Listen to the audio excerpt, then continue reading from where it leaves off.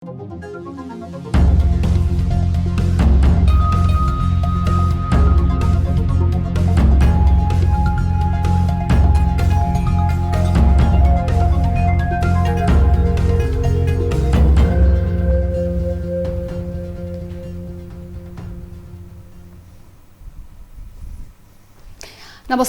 यो हो news 24 television prime time न्यूजमा स्वागत छ। वैशाख 11 गते जनता सार्वभौम भएको दिन, जुन नेपालबाट राजतन्त्रले बिदा लिँदा जनता वास्तविक शासक बने। तर यो भ्रम हो कि भन्ने भान पर्न थालेको छ जनतालाई, किनभने दलहरू उपलब्धिको रक्षा गर्न चुक्दा जनता पनि चुकचुकाउन थालेका छन्। धेरै वर्षपछि नेपाली क्रिकेटको इतिहासमा एउटा गौरवमय अध्याय कोरिएको छ। अन्तर्राष्ट्रिय मैदानमा जितको खडेरी तोड्दै नेपालले त्रिदेशीय टी20 क्रिकेटको उपाधि हात पारेको छ। मलेसिया पनि संलग्न रहेको श्रृङ्खलाको फाइनलमा नेपालले नेदरल्यान्ड्सलाई 143 रनको फराकिलो अन्तरले पराजित गरेको छ। कोरोना महामारी नियन्त्रण बाहिर जाने चिन्ताले सरकारवाला सरकारी निकाय, स्वास्थ्य तथा जनसङ्ख्या मन्त्रालयले अन्तिम विकल्प अब लकडाउन नै भएको निष्कर्ष निकाल्दै कोभिड-19 सङ्कट व्यवस्थापन केन्द्र सीसीएमसी समक्ष सिफारिस गरेको छ। कम्तीमा 4 साता लकडाउन गर्नुपर्ने मन्त्रालयको सुझाव छ। सीसीएमसीले पनि प्रधानमन्त्री केपी शर्मा ओली समक्ष मन्त्रालयको सुझाव निर्णयार्थ पेश गर्दै यातायात सञ्चालनमा पनि नियन्त्रण गर्नुपर्ने सुझाव दिएको छ। यो सँगै कोरोनाको बढ्दो फैलावट बीच तामझामका साथ ऐतिहासिक धरोहरको उद्घाटनदेखि धरहराले चुकाएको बहुआयामिक प्रयोजनको अवसर सम्बन्धी न्युज पनि बुलेटिनमा महत्त्वका साथ समेटेका छौँ। अब प्राइम टाइम न्युजका हेडलाइन्स। जनता सार्वभौम बनेर नेपालबाट राजतन्त्रले बिदा लिएको दिनको रूपमा वैशाख 11 को उपलब्धिको स्मरण गरियो। प्राप्त उपलब्धिलाई संस्थागत गर्न दलहरू चुक्दै।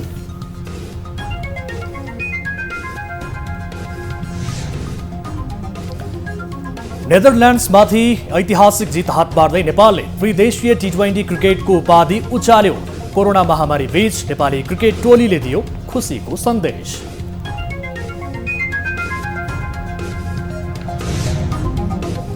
नेपालमा शनिबार थप 2618 जनामा कोरोना संक्रमण पुष्टि, थप 14 जनाको मृत्यु, 368 जना संक्रमण मुक्त।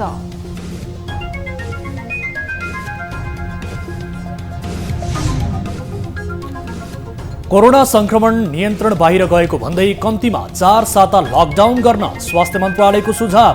सीसीएमसीद्वारा निर्णयार्थ प्रधानमन्त्री समक्ष पेश, सर्वसाधारण भने लकडाउनको विपक्षमा।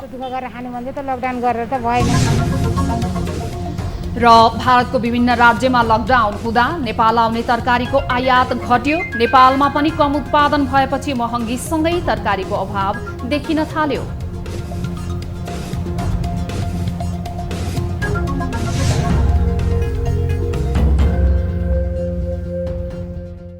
हामी निरन्तर न्युजमा छौं।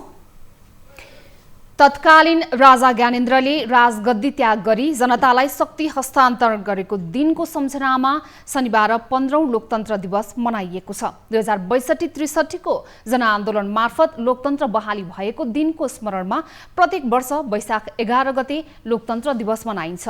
वसन्त विद्रोहको नामले चिनिएको 2062 चैत 24 गते सुरु भएको जनआन्दोलन 2063 वैशाख 11 गतेका दिन टुङ्गिँदा जनता सार्वभौम बने भने नेपालबाट राजतन्त्रले बिदा लिएको थियो। एक रिपोर्ट। नारायण हिटी दरबार हत्याकाण्डपछि राजा बनेका ज्ञानेन्द्र शाहले केही वर्ष आफ्नै मनोमानीमा मुलुक चलाए। तर ज्ञानेन्द्रको स्वेच्छाचारी कदम विरुद्ध तत्कालीन 7 राजनैतिक दल र सशस्त्र युद्धरत नेकपा माओवादी बीच भएको 12 बुँदे समझदारी अनुसार संयुक्त आह्वानमा आन्दोलन चर्कियो। आन्दोलनमा 2 दर्जन बढीको ज्यान गयो। अन्ततः राजा ज्ञानेन्द्रले जनताको अधिकार फिर्ता गर्न बाध्य भए। ज्ञानेन्द्रले 2059 जेठ 8 गते विघटित संसद 2063 वैशाख 11 गते पुनर्स्थापना गरेपछि त्यही संसदले युगान्तकारी राजनैतिक परिवर्तनको अगुवाई गर्दा यति बेला मुलुक संघीय संरचना मार्फत गणतन्त्र सुदृढीकरणको चरणमा छ। परिवर्तनको श्रृङ्खला 2063 जेठ 4 पुनर्स्थापित संसदद्वारा राजदरबारको अधिकार कटौती, 2064 चैत 28 पहिलो संविधान सभाको निर्वाचन, 2065 जेठ 15 संविधान सभाद्वारा गणतन्त्रको घोषणा, 2070 मङ्सिर 4 दोस्रो संविधान सभाको निर्वाचन, 2072 असोज 3 संघीय लोकतान्त्रिक गणतन्त्रको संविधान जारी, 2074 स्थानीय प्रदेश र प्रतिनिधि सभाको निर्वाचन। सार्वभौम सत्ता जनतामै स्थापित भएको दिनका रूपमा लोकतन्त्र दिवसको स्मरण गरिरहँदा संघीयता, धर्मनिरपेक्षता, समानुपातिक समावेशी प्रतिनिधित्व सुनिश्चित गरेको तर दलका नेताहरूले लोकतान्त्रिक व्यवहार नगरेको राजनैतिक विश्लेषक श्याम श्रेष्ठको निष्कर्ष छ। उनले उपलब्धिको कार्यान्वयन पक्ष सबै फितलो भएको पनि सुनाए। अब देशमा गणतन्त्र हुन्छ, राजतन्त्र सिद्धियो भनेर, तर हरेक पार्टीका नेताहरू आफै सिपेज नलगाएका राजा जस्तै देखिए। अधिकारहरू कुम्ल्याउन खोज्ने, सारा अधिकार आफैमा केन्द्रित गर्न खोज्ने र निरङ्कुश ढङ्गले काम गर्न खोज्ने सबै नेताहरूमा यो स्वभाव देखियो, यो चरित्र देखियो। उनीहरूले हामीलाई समाजवाद उन्मुख हुन्छ अब यो देश, लोकतन्त्र मात्र होइन समाजवाद पनि आयो। परिवर्तनको सकारात्मक पक्ष आर्थिक विकास र सामाजिक अधिकारलाई लिनुपर्ने नेपाली कांग्रेसका सांसद राधेश्याम अधिकारीको तर्क छ। तर उनले ऐन कानूनलाई देखाउने भाँडो मात्र बनाउने कार्य भएको र वर्तमान प्रधानमन्त्री केपी शर्मा ओलीको स्वेच्छाचारिता बढ्दा उपलब्धि गुम्ने खतरा बढेको चिन्ता पनि व्यक्त गरे। जुन किसिमले चाहिँ कानुनमाथिको थिचोमिचो गर्ने प्रयत्न सरकारमा बस्नेहरूले गरिरहनु भएको छ, विशेष गरेर प्रधानमन्त्रीले नै स्वयंले गरिरहनु भएको छ, यस किसिमको काम कारबाहीले न लोकतन्त्र बलियो हुन्छ, न संहिता बलियो हुन्छ, न समानुपातिक समावेशिता बलियो हुन्छ, न गणतन्त्र बलियो हुन्छ। जुन कुरा हामीले संविधानमा लेख्यौँ, जुन कुरा चाहिँ यो आवश्यक छ भनेर लेख्यौँ, त्यो कुरालाई उहाँ धुल्याउँदै जानुभएको छ। तर सर्वसाधारण भने उपलब्धि संस्थागत हुन नसक्दा निराश छन्। जनतालाई खासै केही लोकतन्त्रले दिएन, यो नारामा मात्र सीमित रह्यो र जनताको हिजोको झुपडी आज जस्ता तस्तै छ। हिजोका कुट्टा कोदालाई हामीले त्यही समाउनु पर्ने बाध्यता छ। कृषिमा क्रान्ति गर्नुपर्ने र नारा कृषिकै नारा भएको हुनाले पनि हिजोकै कोदाली समाउनु पर्ने, हिजोकै हैसिया समाउनु पर्ने, हिजोकै जुन हाम्रो बाबुबाजे पुर्खाले गरेको त्यही सिपलाई नै अँगाल्नु पर्ने र कृषिमा औद्योगिक क्रान्ति केही पनि आएको छैन। सरकारले लोकतन्त्र दिवसको दिन वैशाख 11 गते औपचारिक कार्यक्रम गर्न छोडेको पनि धेरै वर्ष भयो। सरकारले जेठ 15 गतेको गणतन्त्र दिवसलाई मात्र औपचारिक रूपमा मनाउँदै गर्दा गणतन्त्र स्थापना हुँदा बनाइएको जगमा दलहरूले एकपटक फर्केर हेर्नुपर्ने भएको छ। न्युज 24 टेलिभिजनका लागि क्यामेरामा विनोद बजगाईका साथमा टिभी जर्नलिस्ट विवेक कोइरालाको रिपोर्ट। नेपालले घरेलु मैदानमा त्रिदेशीय टी20 क्रिकेट श्रृङ्खलाको उपाधि हात पारेको छ। कोरोना महामारीका कारण करिब 13 महिनापछि अन्तर्राष्ट्रिय क्रिकेट खेलेको नेपालका लागि घरेलु मैदानमा पहिलो श्रृङ्खला जित्ने अवसर मात्रै थिएन, फेरि बढ्दो अवस्थामा देखिएको कोरोना संक्रमणका कारण चिन्ता र निराशामा देखिएका नेपालीलाई खुसी दिने अवसर पनि थियो, जुन अवसर नेपालले गुमाएन। सिरिजको फाइनल खेलमा नेदरल्यान्ड्समाथि 142 रनको ऐतिहासिक जित हात पार्दै नेपालले उपाधिमाथि कब्जा गर्यो। एक रिपोर्ट।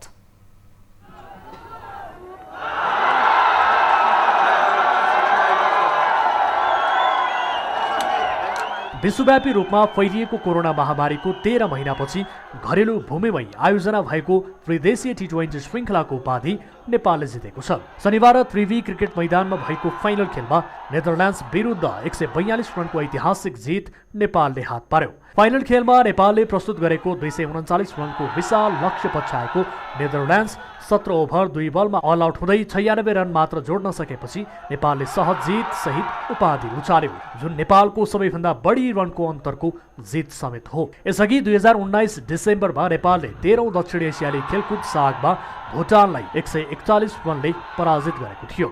यसपटक नेपाल, नेदरल्यान्ड्स र मलेसिया सम्मिलित श्रृङ्खलाको उपाधि दिलाउन नेपालका युवा ओपनर कुशल भुर्तेलको महत्त्वपूर्ण योगदान भयो। यसै सिरिजबाट नेपालका लागि टी20 क्रिकेटमा डेब्यू गरेका उनले सिरिजमा 5 इनिङ्स ब्याटिङ गरे, जसमा 4 इनिङ्समा अर्धशतकीय पारी खेलेका थिए र उनी सिरिजकै उत्कृष्ट खेलाडी समेत घोषित भएका छन्। उनले सिरिजमा सर्वाधिक 278 रन प्रहार गरेका थिए। पहिलो पटक अवसर पाएका कुशल भुर्तेलले आफूलाई कुशल प्रमाणित गरेका छन्। यसपटक नेपाली खेलाडीले सुधारिएको खेल, प्रस्तुत गरे। सिरिजमा केही नेपाली खेलाडीले अन्तर्राष्ट्रिय क्रिकेटमा कीर्तिमान बनाए भने केहीले उत्कृष्ट प्रदर्शन गरे। यता श्रृङ्खलामा 4 खेल खेलेको नेपाल 3 खेलमा जित र 1 खेलमा हार बेहोर्न पुग्यो।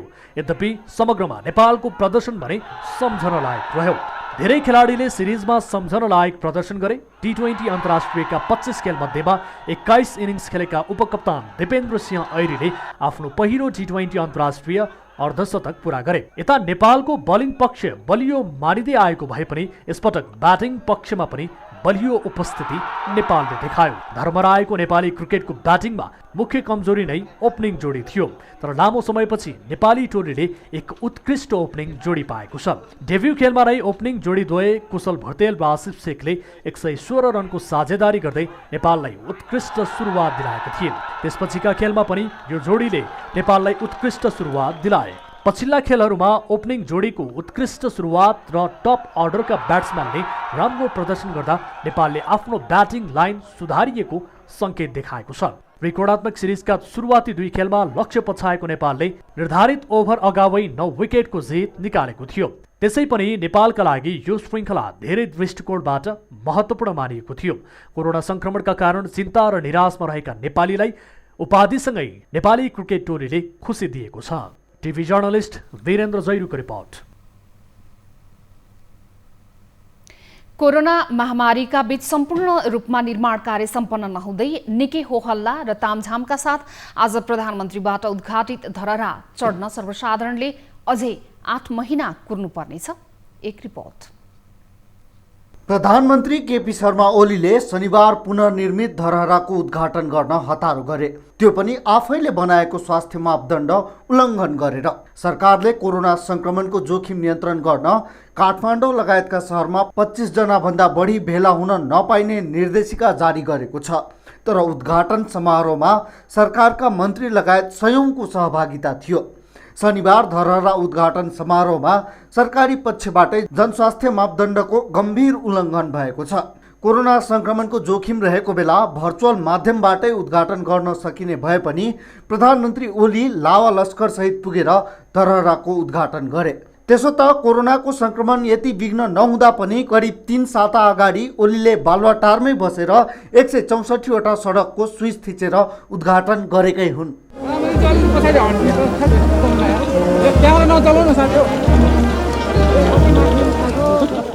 अन्य सबैलाई भौतिक दूरी लगायतका स्वास्थ्य मापदण्ड पालना गर्ने निर्देशन दिने मन्त्रीहरू आफै ठेलमठेल गरेर धरहरा चढे।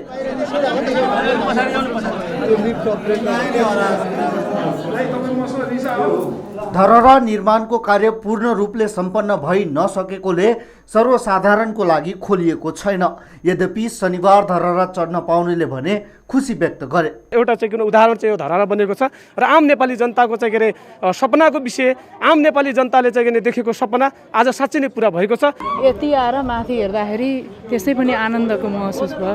धेरै राम्रो छ, धेरै राम्रो लाग्यो, मलाई खुसी लाग्यो। यो छिटो विकास हुनु भनेको देश समृद्धिमा जानु हो। पुनर्निर्माणमा अझ मेहनत गर्ने समय थियो र यस्तो संक्रमणको बेला हतारो नगर्दा नि हुन्थ्यो भन्ने टिप्पणी अहिले स्वास्थ्य क्षेत्रका विज्ञहरूले गरेका छन्। तर प्रधानमन्त्री ओलीको हतारोको अर्थ के हुन सक्छ?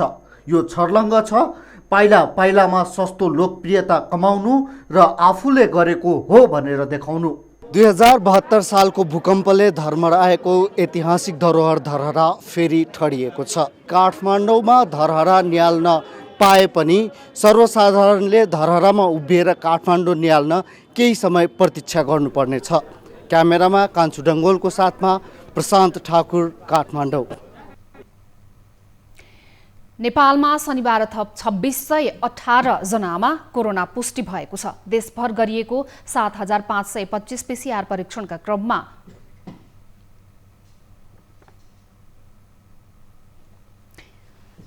132 जनामा कोरोना पुष्टि भएको स्वास्थ्य मन्त्रालयले जनाएको हो। यो सँगै नेपालमा कोरोना संक्रमितको संख्या 2,97,087 पुगेको छ। त्यस्तै कोरोनाका कारण थप 14 जनाको मृत्यु भएको छ भने हालसम्म नेपालमा 3136 जनाको कोरोनाका कारण मृत्यु भएको छ। त्यस्तै थप 368 संक्रमित निको भएका छन् भने नेपालमा हालसम्म 2,77,123 जना संक्रमण मुक्त भएका छन्। हाल नेपालमा 16,828 जना आइसोलेसनमा छन् भने 71 जना क्वारेन्टिनमा रहेका छन्। नेपालमा हालसम्म 23,95,725 वटा PCR परीक्षण गरिएको मन्त्रालयले जनाएको छ। कोरोना महामारी नियन्त्रण बाहिर गएको भन्दै स्वास्थ्य तथा जनसङ्ख्या मन्त्रालयले काठमाडौँ उपत्यकामा लकडाउन गर्न कोभिड-19 सङ्कट व्यवस्थापन केन्द्र CCMCलाई सुझाव दिएको छ। महामारी भयावह रूपमा फैलन थालेपछि यसलाई नियन्त्रणमा लिन मन्त्रालयले कम्तीमा 4 साता लकडाउन गर्न सुझाव दिएको हो। CCMCले मन्त्रालयको सुझावलाई निर्णयार्थ प्रधानमन्त्री केपी शर्मा ओली समक्ष पेश गर्दै कम्तीमा 1 महिना लकडाउन गर्न सुझाव दिएको छ। छिमेकी राष्ट्र भारतमा समेत भयावह स्थिति पुगिसकेको भन्दै लापरवाही रोक्न काठमाडौँ उपत्यकामा लकडाउन गर्न उपयुक्त हुने सुझाव आएपछि सरकारलाई सुझाव दिने तयारी गरेको CCMCले जनाएको छ। यस्तै सवारी साधन सञ्चालनमा रोक लगाउन पनि प्रधानमन्त्री ओलीलाई CCMCले सिफारिस गरेको छ।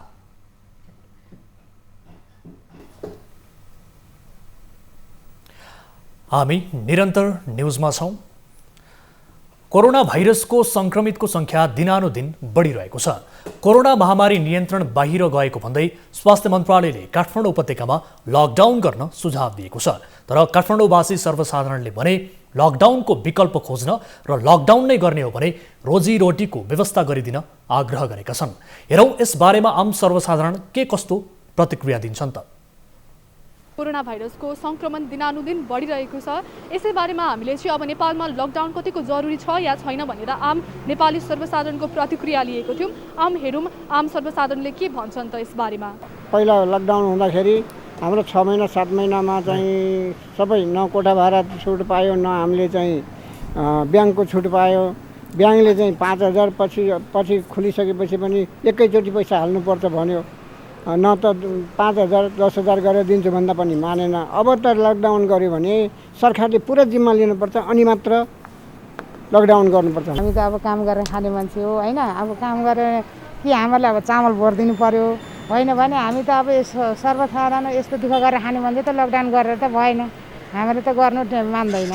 लकडाउन अब जस्तो कि केही हदसम्म त जरुरी छ होइन। तर पहिलाको जस्तो पुरै लकडाउन भन्दा पनि केही रेस्ट्रिक्सन्सहरू लगाएर चाहिँ गर्दा हुन्छ होला। जस्तै अब अहिले पनि नेपालमा केसहरू त बढिरहेछ होइन डेली। अनि अब यसले गर्दा अब जस्तै यहाँको हेल्थ सिस्टम पनि कोल्याप्स हुनसक्छ होइन। जिम्मेवार नागरिक भएको कारणले गर्दाखेरि चाहिँ एउटा नागरिकको भूमिका पनि निभाउनु जरुरी छ र लकडाउन नै सोल्युसन पनि नहुन सक्छ। अब यदि मान्छेले टेर्दैन भने त्यो पनि विकल्प नहोला भन्न त सकिँदैन। त्यही भएर फर्स्टमा चाहिँ आफू नै अवेर हुनुपर्छ जस्तो लाग्छ मलाई। सरकारले आफूले केही नगर्ने अरूलाई मात्र भन्दा चाहिँ जनतामा चाहिँ के भयो भन्दा यो अलिकति चाहिँ त्यसको चाहिँ प्रभाव परेन। त्यसको चाहिँ अथवा अनुशासनमा नरहे जस्तो बुझ्यो। लकडाउन गरे नि तपाईँको कुनै फाइदा छैन खास गरी।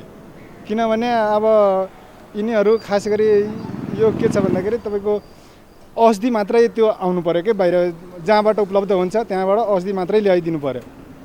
अब बन्द गरेर भन्दा त तपाईँको मान्छे धेरै प्रायः जस्तोले त सबैलाई त पैसै छैन। पैसा हुनेलाई त ठिक छ, बन्द गरे नि जति वर्ष गरे नि केही फरक पर्दैन। लकडाउन लाउनु भन्दा पनि चाहिँ सीमानाकामा होइन सिमानामा यो प्लेनहरू उडानहरू अलिकति रोकिदिए अलिक सजिलो हुन्थ्यो। कमाइ समय केही पनि छैन। अब पहिलाको लकडाउनले पनि सबै डुबायो। अब ब्याङ्कले चाहिँ गाडी तानेर लग्यो पनि फेरि पनि अब पैसा फेरि ऋण खोजेर लिएर आयो। लकडाउन गर्न चाहिँ हुँदैन। जिल्ला प्रहरी कार्यालय बर्दियाले तपाईको मास्क खोइ अभियान सञ्चालनमा ल्याएको छ। पछिल्लो समय बर्दिया जिल्लामा कोरोना संक्रमितको अवस्था बढ्दै गएपछि बर्दिया प्रहरीले तपाईको मास्क खै भन्ने अभियान सञ्चालनमा ल्याएको हो। एक रिपोर्ट। जिल्ला प्रशासन कार्यालय बर्दिया, जिल्ला प्रहरी कार्यालय र गुलरिया नगरपालिका रेडक्रस सोसाइटी बर्दियाको संयुक्त आयोजनामा बर्दिया जिल्लाको गुलरिया बजारमा तपाईको मास्क खै अभियान सञ्चालनमा ल्याएको हो। हाम्रो यो नेपाल रेडक्रस सोसाइटीद्वारा बर्दिया जिल्ला शाखाद्वारा यो नेपालका 56वटा नगरपालिका मध्ये त्यो कोभिड-19 प्रिपेयरनेस एन्ड रेस्पोन्स प्रोग्राम छ। त्यो गुलरिया नगरपालिकाको 1, 3, 7, 8, 9, 10, 11 का वडाहरू हुन्। त्यही अन्तर्गत जनचेतनामूलक कार्यक्रम गरौँ, सबैले मास्क लगाउँ, यो रोगलाई नियन्त्रण गरौँ, जनचेतना फैलाउँ भन्ने हिसाबले चाहिँ आजको र्याली गरिएको हो। कोरोना संक्रमणको दर बर्दियामा दैनिक बढिरहँदा नागरिकलाई कोरोनाको संक्रमणबाट जोगाउन तपाईको मास्क खै अभियान सञ्चालनमा ल्याइएको प्रहरीको भनाइ छ।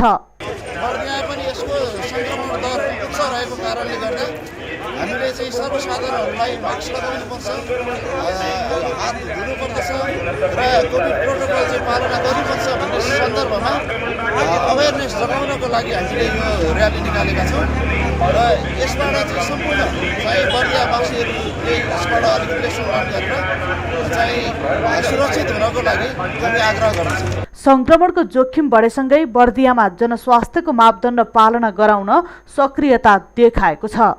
एसएमएस अभियान अन्तर्गत हामी निश्चित सामाजिक दूरी कायम गरेर हिँड्ने, मास्क लगाउने, पटक पटक साबुन पानीले हात धुने र सेनिटाइजरको प्रयोग गर्ने र अहिले अत्याधिक मात्रामा कोरोना भाइरस बढिरहेको, यो सङ्क्रमण बढिरहेकोले अत्यावश्यक काम नपरिकन हामी घरबाट बाहिर ननिस्क्यौँ, बाहिर निस्किनै परे पनि यो मापदण्ड पालना गरेर मास्क लगाएर हामी हिँडौँ। बर्दिया जिल्लामा कोरोनाको दोस्रो लहर देखिएसँगै हालसम्म 202 जना संक्रमित भइसकेका छन्। करिब 1 दर्जनको अवस्था चिन्ताजनक रहेको जिल्ला स्वास्थ्य कार्यालय बर्दियाले जनाएको छ। न्युज 24 का लागि बर्दियाबाट TV journalist Jyoti Kumar पन्थीको report. Bhimsen थापाले बनाएको ऐतिहासिक धरहरामाथि नेपालमा गएको 2 महाविनाशकारी भूकम्पले 2 पटक क्षति पुर्यायो। 1990 सालको र 2072 सालमा गएको भूकम्पले क्षति पुर्याएपछि धरहराले नयाँ स्वरूप पाएको छ। तर के यतिमै हर्ष बढाइ गरेर दीपावली नै गर्नुपर्ने गरी उपलब्धि हात परेको हो र? जमिनको अभावमा खुम्चिँदै गएको काठमाडौँमा अहिले धरहरा 42 रोपनी क्षेत्रफलमा उभिएको छ।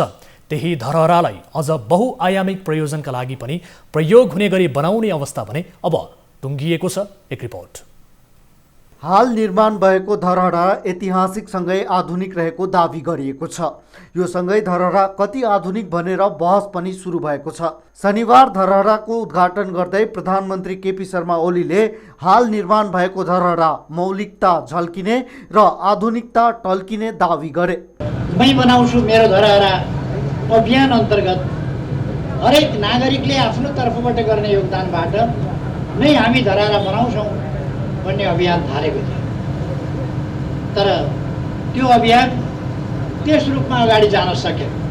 प्रधानमन्त्रीले धरहरालाई आधुनिक दावी गरिरहँदा विगत 3 वर्षमा दक्षिण एसियामा निर्माण सम्पन्न आधुनिक टावरहरू हेरौँ। बीआरबी केबल टावर बङ्गलादेश 40 तल्ला निर्माण सम्पन्न सन् 2021। बाहिरा आइकन टावर पाकिस्तान 62 तल्ला निर्माण सम्पन्न 2021। वर्ल्ड वन टावर मुम्बई भारत 76 तल्ला निर्माण सम्पन्न सन् 2020। लोटस टावर श्रीलङ्का 73 तल्ला निर्माण सम्पन्न सन् 2019। हाल बनेको धरहरामा लिफ्ट बाहेक अन्य केही आधुनिक कुरा देखिएन। जबकि करिब हाम्रै जस्तो आर्थिक अवस्था रहेको बङ्गलादेशमा पनि धरहराभन्दा करिब दोब्बर उचाइ र आधुनिक सुविधाले सम्पन्न टावर बनिसकेका छन्। तसर्थ गजुर र 22औं तल्लामा राखिएको शिवलिङ्गले धरहरामा ऐतिहासिकता त झल्किएको छ, तर आधुनिकता कतै टल्किएन। न्युज 24 का लागि क्यामेरामा कान्छु डङ्गोलका साथ प्रशान्त ठाकुर र सुशील खतिवडाको रिपोर्ट।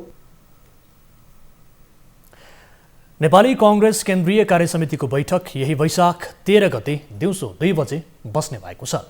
पार्टी कार्यालय सानेपामा बस्ने बैठकमा मुलुकको समसामयिक राजनीति र पार्टीको 14औं महाधिवेशन लगायतका विषयमा छलफल हुने कांग्रेस मुख्य सचिव कृष्णप्रसाद पौडेलले जानकारी दिनुभयो। कांग्रेसले पार्टीको 14औं महाधिवेशन आगामी 7 देखि 10 भदौसम्म काठमाडौँमा गर्ने तालिका निर्धारण गरेको छ।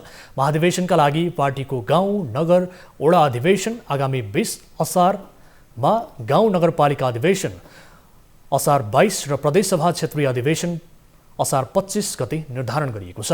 त्यस्तै प्रतिनिधि सभा क्षेत्रीय अधिवेशन, एकमात्र प्रतिनिधि सभा निर्वाचन क्षेत्र भएको जिल्ला अधिवेशन असार 27, एकभन्दा बढी प्रतिनिधि निर्वाचन क्षेत्र भएको जिल्ला अधिवेशन असार 30 र प्रदेश अधिवेशन आगामी 6 साउनलाई तोकिएको कङ्ग्रेसले जनाएको छ। न्युजहरू अझै बाँकी छन्, अहिलेलाई ब्रेक।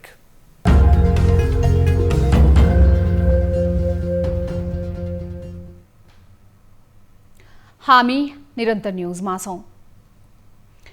माधव नेपाल समूहका नेकपा एमालेका स्थायी कमिटी सदस्य गोकर्ण विष्टले पार्टी अध्यक्ष केपी शर्मा ओलीले कारबाहीका नाममा सुलीमै चढाए पनि पार्टी नछाड्ने प्रश्न पार्नु भएको छ। शनिबार गृह जिल्ला गुल्मीको भुवाचिदीमा सांसद एवं पूर्व मन्त्री विष्टले सत्ता शक्तिको अहंकारमा पार्टी अध्यक्ष ओलीले नेपालको कम्युनिस्ट आन्दोलनलाई नै सिध्याउने गतिविधि गरेको आरोप लगाउनुभयो। उहाँले ओलीले कारबाहीको नाममा देखाएको स्वेच्छाचारी व्यवहारबाट कति पनि विचलित नभई संघर्ष गर्ने र सुलीमै चढाए पनि आफूहरूले पार्टी नछाड्ने अडान व्यक्त गर्नुभयो। अन्तिमसम्म बेटी कुराहरूलाई सच्याउनको लागि नै हाम्रो प्रयत्न। बेटी कुरा त सच्चिनु पर्यो। ओलीले पार्टी एकताको झ्याल ढोका सबै बन्द गरेको भन्दै नेता विष्टले बन्द ढोकाको बलेसीमा बसेर पार्टी एकताका लागि लडिरहने प्रश्न गर्नुभएको छ। देशमा 3 तहको सरकार छ, तर पनि दुर्गम क्षेत्रका धेरै आम नागरिकले सामान्य सिटामोल समेत पाउँदैनन्, जो वर्षौंदेखि विभिन्न घातक रोगको शिकार भइरहेका छन्।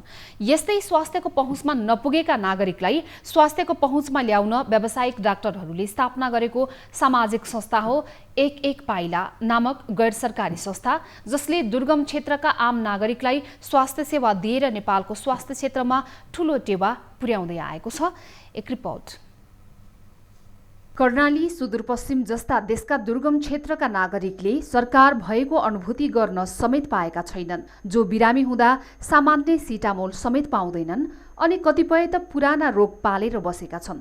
यस्तै नागरिकलाई एक एक पाइला नामक गैर सरकारी संस्थाले गाउँमै पुगेर सेवा दिइरहेको छ। हामीले गर्ने भनेको यहाँ प्राइमरी डायग्नोसिस र नसक्ने बिरामीहरूलाई हामीले चाहिँ एकदम ठुल्ठुलो अस्पतालहरूमा हामी स्ट्रङ रिफरल सिस्टम गर्छौँ। जस्तै मुटुको रोग हामी यहाँ डायग्नोस गऱ्यौँ भने हामी गङ्गालानमा पुर्याउँछौँ र त्यो बिरामीलाई चाहिँ आर्थिक कमजोर छ भने हाम्रो एक एक पाइला फाउन्डेसनले चाहिँ भोलि गएर त्यो आर्थिक सहयोग गरोस् भनेपछि राम्रो डायग्नोसिस गर्ने, स्ट्रङ रिफरल सिस्टम गर्ने र उपचारको लागि पनि एउटा पैसा पनि हामीले गर्न सक्यौँ भने हाम्रो चाहिँ उद्देश्य चाहिँ त्यही नै हो। संस्थाले हालसम्म विभिन्न स्वास्थ्य शिविर सञ्चालन गरी 8544 जनालाई स्वास्थ्य सेवा दिएको छ। चिकित्सकहरूको विशेषज्ञ टोली नै गाउँ गाउँमा लिएर संस्थाले नाक, आँखा, कान, घाँटी, मेडिसिन, छाला रोग, प्रसुति, शल्य चिकित्सा, बाल रोग, हाड जोर्नी, दन्त चिकित्सा लगायत विभिन्न रोगका बिरामीलाई सेवा दिएको र गरिबीका कारण उपचारै गर्न नसक्नेलाई निशुल्क सेवा दिएको एक एक पाइला फाउन्डेसनका अध्यक्ष सुमन शमशेर थापाको भनाइ छ। नसक्ने बिरामीहरूलाई थोरै पैसामा उपचार गर्ने र अझै नसक्ने बिरामीहरूलाई निशुल्क पनि गर्ने हाम्रो चाहिँ उद्देश्य छ। चिकित्सकहरूको आफ्नो निजी खर्च, शुभेच्छुकहरूको सहयोगमा यस्ता स्वास्थ्य शिविर सञ्चालन हुँदै आएको छ। क्यामेरामा सुनिल गुरुङका साथ टिभी जर्नलिस्ट राजन ढकालको रिपोर्ट। हामी निरन्तर न्युजमा छौं। काठमाडौँ महानगरपालिकाको महाराजगञ्ज स्थित वडा नम्बर 3 को 3.5 तले भवन निर्माण सम्पन्न भएको छ। 2 करोड 62 लाख रुपैयाँको लागतमा बनेको नवनिर्मित भवन सेवाग्राही मैत्री तवरबाट बनाइएको बताइएको छ। स्थानीय महिलाहरूबाट उत्पादित वस्तुलाई प्रोत्साहित गर्दै उचित बजारीकरण गर्ने उद्देश्यले कोसेली घर र बाल मैत्री पार्कको पनि निर्माण गरिएको कार्यक्रममा बताइएको छ। भवन उद्घाटन गर्दै मेयर विद्यासुन्दर शाक्यले गुणस्तरीय सेवा दिएर जनतालाई सहज बनाउने योजना अनुरूप सबै वडा कार्यालय बनाउने नीति रहेको बताउनुभयो।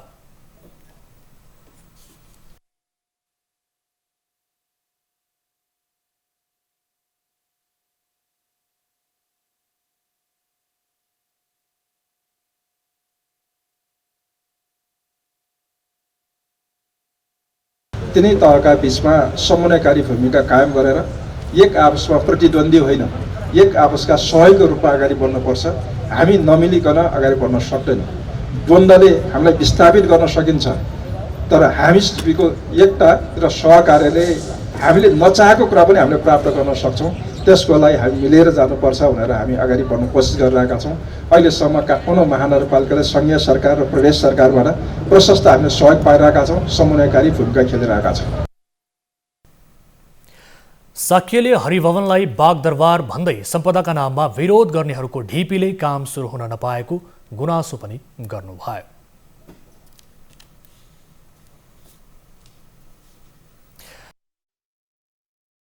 भन्दा 4 गुणा बढी कैदीबन्दी हुँदा व्यवस्थापन र सुरक्षामा सकस भएको छ। स्थापना कालमा 23 जना कैदीबन्दी राख्ने क्षमता भएको कारागारमा पछि 95 जना कैदीबन्दी राख्ने क्षमता विस्तार गरिए पनि हाल 391 जना कैदीबन्दी हुँदा थप समस्या भएको हो। कारागारमा कैदीबन्दी बढी हुँदा कतिपय कैदीबन्दीहरूलाई टेन्ट नै बनाएर राखिएको छ। त्यसमाथि जिल्लामा सुरक्षित सवारी र जनशक्ति थप नहुँदा कारागार व्यवस्थापनलाई झनै सकस परेको छ। कारागारको स्वामित्वमा रहेको पुरानो गाडी बिग्रिरहने कारणले कैदीबन्दी बिरामी हुँदा अस्पताल या मुद्दाका लागि अदालत लानु पर्दा पैदल नै लैजानु पर्ने अवस्था छ। बन्दीहरूलाई एक ठाउँबाट अर्को ठाउँमा लैजाँदा हस्पिटल लैजाँदा अदालत लैजानको लागि चाहिँ एउटा गाडी छ जुन अलिकति पुरानो अवस्थामा भएको र बेला बेलामा बिग्रिने पनि समस्या भएको हुँदा त्यसमा कहिलेकाहीँ चाहिँ अब गाडी बिग्रिहालेको अवस्थामा चाहिँ हिँडाएर पनि लैजानु पर्ने अवस्था छ भनेर हाम्रो त्यहाँ खटेको सुरक्षाकर्मीहरूले पनि बेला बेलामा भनौँ न जाहेर गरिरहेको हुन्छ। र तैपनि हामीले लिमिटेड रिसोर्सेस भनौँ न सीमित साधन स्रोतका बावजुद पनि हामीले चाहिँ चुस्त दुरुस्त सेवा दिइरहेका छौँ। त्यसैगरी कारागार प्रशासन र जिल्ला सुरक्षा समितिले पनि कारागारको अवस्था जीर्ण रहेको र नयाँ व्यवस्थापनमा पहल गर्न केन्द्रमा पत्राचार गरे पनि अहिलेसम्म कुनै सुनवाई नभएको जनाइएको छ। हामीले त अब सबै ठाउँ विभागतिर पनि पत्राचार गरिराखेका छौँ होइन। यहाँ अब सङ्घ संस्था अहिले चाहिँ यो कोभिडले गर्दाखेरि कहीँ पनि बजेट छैन भन्नुहुन्छ होइन। सङ्घ संस्थाबाट पनि केही पनि भएको छैन। अब लेख्न त हामीले नगरपालिकातिर लेखेको हुन्छ कि भनेर अब कहीँ पनि सहयोग भन्ने कहीँबाट पनि आएको छैन। अब हामीले त जहाँसम्म अब सहयोग त मागिराखेका छौँ, कहीँबाट पनि त्यस्तो व्यवस्था भएको छैन। कञ्चनपुर प्रहरीले लागु औषध नियन्त्रणका लागि जिल्लाभर चलाएको अभियान अन्तर्गत अहिले ब्राउन सुगर, खैरो हेरोइन लगायतका लागु पदार्थ सहितका प्रकरणमा दिनहुँजसो अभियुक्तहरू पक्राउ परिरहेका छन्। रामेछापको खाडादेवी गाउँपालिका वडा नम्बर 3 सितखामा 4 जना युवा मिलेर संयुक्त टमाटर खेती सुरु गरेका छन्। वैदेशिक रोजगारीबाट फर्किएका र रोजगारीका लागि भौतारी रहेका युवाहरू मिलेर संयुक्त टमाटर खेती सुरु गरेका हुन्। एक रिपोर्ट।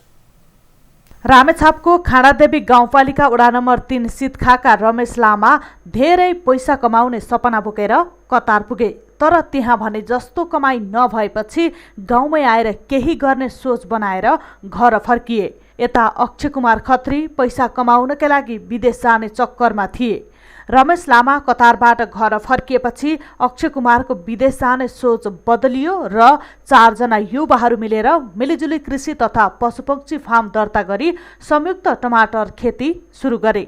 35 रोपनी जग्गा 15 वर्षको लागि भाडामा लिएर टमाटर खेती सुरु गरेका युवाहरूले पहिलो चरणमै 16 लाख रुपैयाँ र दोस्रो चरणमा 20 लाख गरी 36 लाख आम्दानी गर्न सफल भएका छन्। पहिलो सिजनको चाहिँ हाम्रो सबै लुग्ला पठाइदिने काम गरिदिनु भएछ।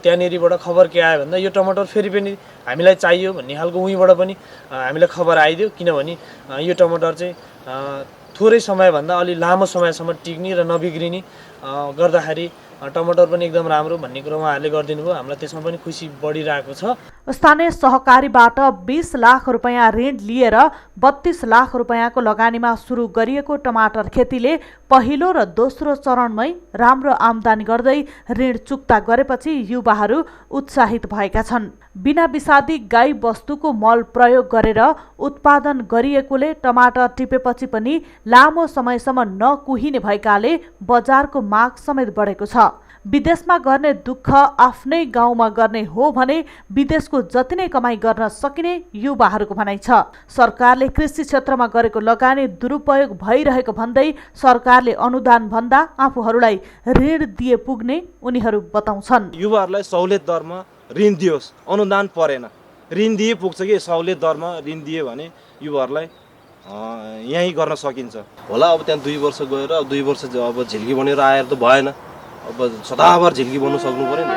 त्यसले गर्दाखेरि चाहिँ आफ्नै ठाउँमा आफ्नै उसमा चाहिँ गऱ्यो भने हामी सदाभर गर्न सकिन्छ, सदाभर हरेक चिज गर्न सकिन्छ भन्ने हिसाबले चाहिँ आफ्नै ठाउँमा आफ्नै देशमा गर्दा चाहिँ अति उत्तम अति राम्रो हुन्छ जस्तो लाग्छ मलाई। अहिले 8 जनालाई रोजगारी दिइरहेको टमाटर खेतीलाई नमुना फार्मको रूपमा विस्तार गरी 30 जनासम्मलाई रोजगारी दिने लक्ष्य रहेको छ। न्युज 24 का लागि रामेछापबाट टिभी जर्नलिस्ट युवराज श्रेष्ठको रिपोर्ट। अब बिजनेस न्यूज।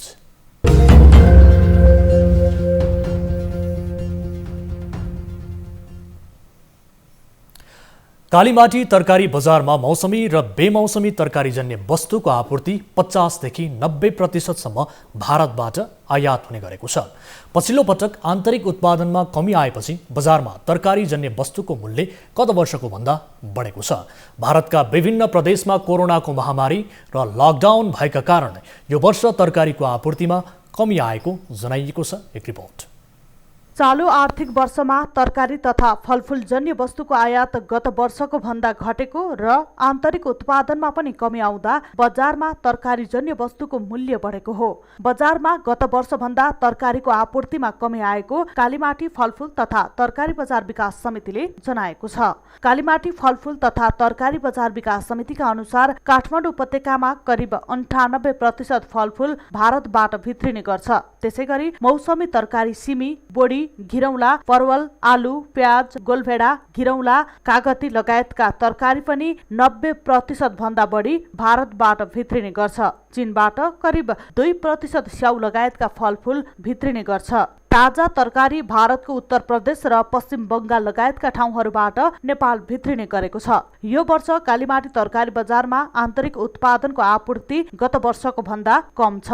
त्यसैगरी कोरोनाको महामारी र लकडाउनको कारण तरकारीको आपूर्ति भारतबाट पनि सहज रूपमा भएको छैन, जसले गर्दा बजारमा आपूर्ति सहज हुन नसक्दा तरकारीजन्य वस्तुको मूल्य गत वर्षको भन्दा माथिल्लो बिन्दुमा पुगेको कालीमाटी फलफूल तथा तरकारी बजार विकास समितिको उपनिर्देशक विनय श्रेष्ठले बताए। हिउँदे सिजनमा जुन वर्षाद हुन सकेन समयमा, त्यसले गर्दाखेरि चाहिँ किसानहरूले समयमा बाली लगाउन सकेन अथवा समयमा तरकारीहरू रोप्न सकेनन् र अहिले आइसक्नुपर्ने तरकारीहरू चाहिँ अलिकति विलम्बित हुन गयो। त्यो कारणले गर्दाखेरि त्यस्ता किसिमका तरकारीहरू हाम्रो स्वदेशी उत्पादनबाट क्षेत्रबाट उपलब्ध नहुँदाखेरि चाहिँ भारतीय बजारबाट ल्याउनु परेको परिस्थिति हो। आर्थिक वर्ष 2077 मा 2,17,000 मेट्रिक टन तरकारी कालीमाटी तरकारी बजारमा आपूर्ति भएको थियो। भारतबाट 82,000 मेट्रिक टन तरकारी आपूर्ति। नेपाली बजारमा भारतीय तरकारीको हिस्सा 50 देखि 90% सम्म, हरिया तथा मौसमी तरकारी समेत भारत, बंगलादेश र चीनबाट आपूर्ति। नेपाली बजारमा 99% भारतीय प्याजको आपूर्ति, 90% भन्दा बढी भारतीय फलफूलको आपूर्ति। नेपालमा ताजा तरकारी समेत भारतको हरियाणा, महाराष्ट्र, मद्रास लगायतको ठाउँबाट भित्रिने गरेको छ। गत वर्ष 50,720 टन आलु भित्रिएको थियो, जसमध्ये भारतीय आलुको परिमाण 53% भन्दा बढी रहेको छ। त्यसैगरी बंगलादेशबाट पनि मौसमी आलु भित्रिने गरेको छ। त्यसैगरी गत वर्ष कालीमाटीको बजारमा मात्र 23,296 टन प्याज भित्रिएको थियो, जसमा भारतीय प्याजको परिमाण 99% रहेको छ। कोरोना महामारी र लकडाउनको समयमा देशभित्रैबाट पनि आन्तरिक उत्पादनमा कमी आएको र भारत लगायतका देशहरूबाट पनि तरकारीको आपूर्ति घटेको हुँदा बजारमा तरकारी तथा फलफूलजन्य वस्तुको मूल्य बढेको कालीमाटी तरकारी बजारको भनाइ छ। नेपालमा पछिल्लो समय तरकारीजन्य वस्तुको मागको तुलनामा कृषि उत्पादन घट्दो अवस्थामा रहेको छ। सरकारले कृषिजन्य उत्पादनमा स्वदेशी कृषकहरूलाई प्रोत्साहन गर्न नसक्दा बजारमा तरकारीजन्य वस्तुको आपूर्ति बढ्न सकेको छैन, जसबाट आम उपभोक्ता मूल्य वृद्धि अभावको समस्यामा पर्ने गरेका छन्। क्यामेरामा विनोद बजगाईको साथमा नवराज चालिसेको रिपोर्ट। न्युजहरू अझै बाँकी छन्, अहिलेलाई ब्रेक।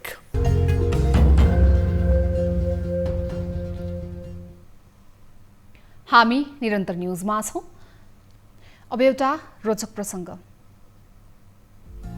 हरेक मानिसमा आफ्नो घर आलिशान वा भव्य महल होस् भन्ने चाहना हुन्छ। सबैले आफ्नो घरमा हरेक सुख सुविधा होस् भन्ने चाहन्छन्। तर यो विश्वमा एउटा यस्तो गाउँ छ जहाँका मानिस भव्य घरमा होइन गुणमा बस्दै आएका छन्। इरानको एउटा गाउँका मानिस गुणमा बस्दै आएका छन्।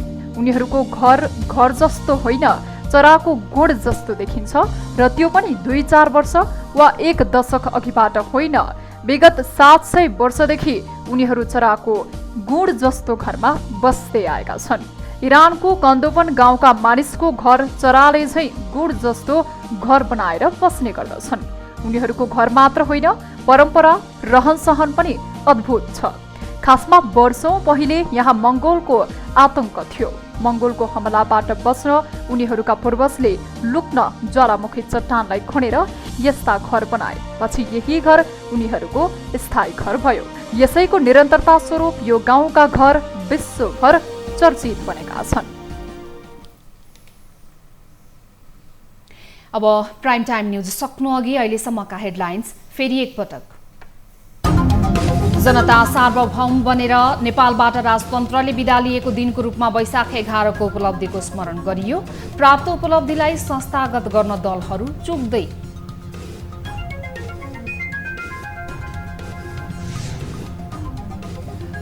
नेदरल्यान्ड्समाथि ऐतिहासिक जित हात पार्दै नेपालले त्रिदेशीय T20 क्रिकेटको उपाधि उचाल्यो। कोरोना महामारी बीच नेपाली क्रिकेट टोलीले दियो खुसीको सन्देश।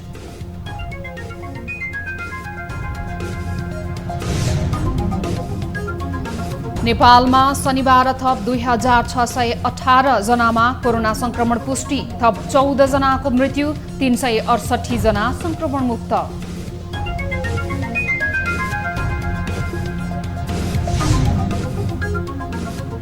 कोरोना संक्रमण नियन्त्रण बाहिर गएको भन्दै कम्तीमा 4 साता लकडाउन गर्न स्वास्थ्य मन्त्रालयको सुझाव। सीसीएमसीद्वारा निर्णयार्थ प्रधानमन्त्री समक्ष पेश, सर्वसाधारण भने लकडाउनको विपक्षमा। र भारतको विभिन्न राज्यमा लकडाउन हुँदा नेपाल आउने तरकारीको आयात घट्यो। नेपालमा पनि कम उत्पादन भएपछि महँगीसँगै तरकारीको अभाव देखिन थाल्यो।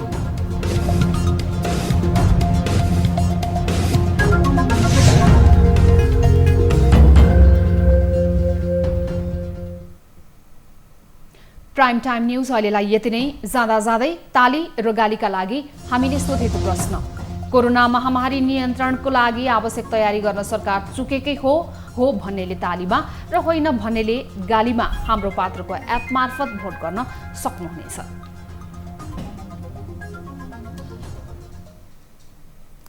थप न्यूजका लागि हाम्रो वेबसाइट www.news24nepal.com हेर्नुहोला। साथै हामीलाई फेसबुक, ट्विटर र युट्युबमा पनि फलो गर्न सक्नुहुनेछ। यस्तै मोबाइल भाइबर वा इमेल मार्फत न्युज 24 को हेल्प डेस्कमा कुनै पनि समस्या र गुनासाहरू छन् भने टिपाउन सक्नुहुनेछ। हामी निरन्तर न्युजमा छौं। नमस्ते।